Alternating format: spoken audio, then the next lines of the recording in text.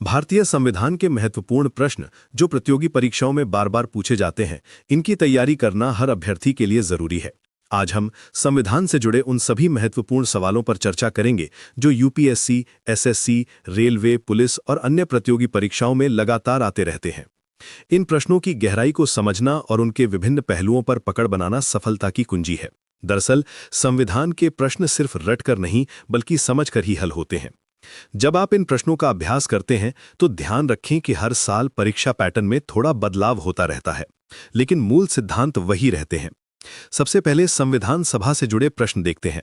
संविधान सभा का गठन कैबिनेट मिशन योजना के तहत हुआ था। इसमें कुल 395 सदस्य थे। डॉक्टर राजेंद्र प्रसाद संविधान सभा के अध्यक्ष थे। संविधान निर्माण में 2 साल 11 महीने 18 दिन का समय लगा। संविधान सभा की पहली बैठक 9 दिसंबर 1946 को हुई थी। उद्देश्य प्रस्ताव जवाहरलाल नेहरू ने पेश किया था। डॉक्टर भीमराव अंबेडकर को संविधान का जनक कहा जाता है। यहां ध्यान देने वाली बात यह है कि संविधान सभा के कुल बैठकों की संख्या 164 थी और इसमें महिला सदस्यों की संख्या 15 थी। सरोजनी नायडू, हंसा मेहता और राजकुमारी अमृत कौर जैसी महान महिलाओं ने संविधान निर्माण में महत्वपूर्ण योगदान दिया था। इन तथ्यों को याद रखना इसलिए भी जरूरी है कि अक्सर परीक्षाओं में इनसे जुड़े न्यूमेरिकल क्वेश्चंस पूछे जाते हैं।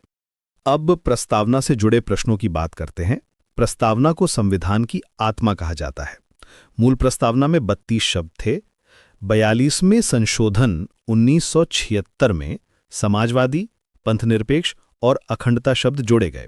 प्रस्तावना में भारत को समाजवादी, पंथनिरपेक्ष और लोकतांत्रिक गणराज्य घोषित किया गया है। प्रस्तावना में न्याय, स्वतंत्रता, समानता और बंधुत्व के आदर्श शामिल हैं।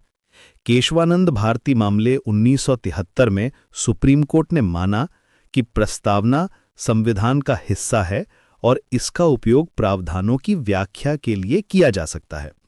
इस फैसले का महत्व आज भी बना हुआ है। प्रस्तावना से जुड़े प्रश्न अक्सर ट्रिकी होते हैं, इसलिए इसके हर शब्द को ध्यान से समझना चाहिए। मौलिक अधिकारों के बारे में जानना बेहद जरूरी है। ये संविधान के भाग 3 में अनुच्छेद 12 से 35 तक दिए गए हैं। मूल संविधान में 7 मौलिक अधिकार थे, अब 6 हैं। संपत्ति का अधिकार 44वें संशोधन से हटा दिया गया। समानता का अधिकार अनुच्छेद 14 से 18 तक है। स्वतंत्रता का अधिकार अनुच्छेद 19 से 22 तक है। शोषण के विरुद्ध अधिकार अनुच्छेद 23 और 24 में है।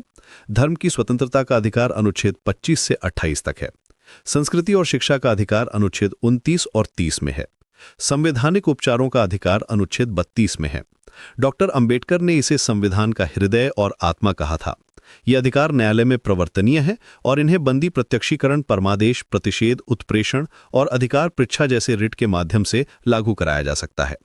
मौलिक अधिकारों से जुड़े प्रश्न हमेशा महत्वपूर्ण होते हैं क्योंकि ये हमारे दैनिक जीवन से जुड़े होते हैं। राज्य के नीति निदेशक तत्व संविधान के भाग 4 में अनुच्छेद 36 से 51 तक हैं। ये न्यायालय में वाद योग्य नहीं है, लेकिन देश के शासन में मौलिक हैं। डॉक्टर अंबेडकर ने इन्हें संविधान की उच्च विशेषताएं कहा था। इनका उद्देश्य कल्याणकारी राज्य की स्थापना करना है। ये आयरलैंड के संविधान से लिए गए हैं। इनमें काम का अधिकार, शिक्षा का अधिकार और सामाजिक न्याय जैसे महत्वपूर्ण सिद्धांत शामिल हैं।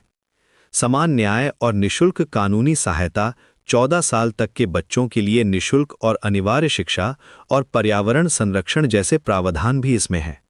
नीति निदेशक तत्वों की समझ इसलिए भी जरूरी है कि आज के समय में सरकारी योजनाएं इन्हीं पर आधारित होती हैं। मौलिक कर्तव्य अनुच्छेद 51A में है। ये 42वें संशोधन से जोड़े गए। मूल रूप से 10 कर्तव्य थे, अब 11 हैं। 11वां कर्तव्य 6 से 14 साल के बच्चों की शिक्षा के बारे में है। ये सोवियत संघ के संविधान से प्रेरित हैं। इनमें संविधान का सम्मान, राष्ट्रीय झंडे का आदर और पर्यावरण की सुरक्षा जैसे दायित्व शामिल हैं। संसद से जुड़े प्रश्न भी महत्वपूर्ण हैं। संसद में राष्ट्रपति, लोकसभा और राज्यसभा शामिल हैं। लोकसभा में अधिकतम 545 सदस्य हो सकते हैं। राज्यसभा में अधिकतम 250 सदस्य हो सकते हैं। राष्ट्रपति राज्यसभा में 12 सदस्य मनोनीत करता है। लोकसभा का कार्यकाल 5 साल है। राज्यसभा स्थायी सदन है। लोकसभा के लिए न्यूनतम आयु 25 साल है। राज्यसभा के लिए न्यूनतम आयु 30